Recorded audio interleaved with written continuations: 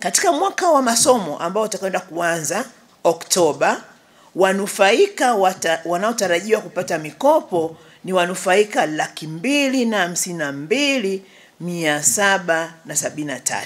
Wanafunzi 88,320 watakuwa ni wanafunzi wa mwaka wa kwanza, wakiwemo wanafunzi wapya wa stashahada, wanafunzi wa shahada za awali, wanafunzi wa stashahada ya juu na mafunzo ya sheria kwa vitendo, lakini vile vile wanafunzi wa shahada za juu na wale ambao watanufaika na Samia Scholarship. Wale ambao watakwenda kusoma diploma, lugha rahisi, wanatarajiwa kupangiwa mikopo ya bilioni 64.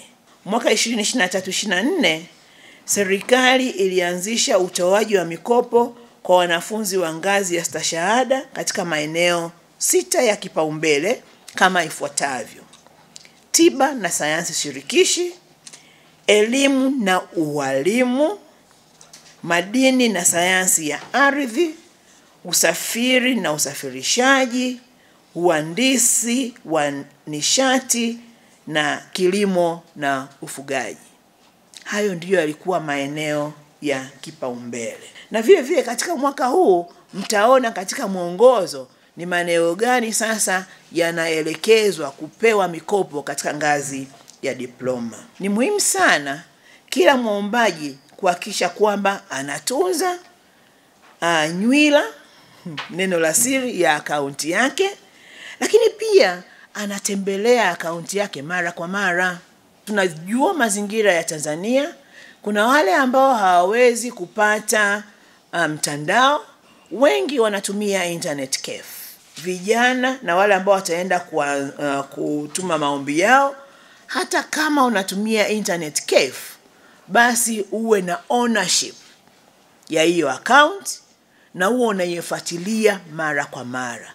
Tusimtegemee yule mtaalamu tu wa internet cafe. Yule mtaalamu akuelekeze how to do things, lakini ili kuingia na kufanya ufuatiliaji wa kile kinachoendelea kwenye akaunti yako, ninawasihi sana ufanye wewe mwenyewe. Kuna baadhi walipata mikopo na kwa sababu hawakujua hata kuingia kwenye akaunti yako, kwa sababu si ni mtu internet cafe ndo aliingia na hakujua kwamba anapaswa arudi tena kwenye internet cafe akaingia kwenye akaunti yake aone status, alijikuta mwaka umeisha na alipata mkopo lakini hana habari.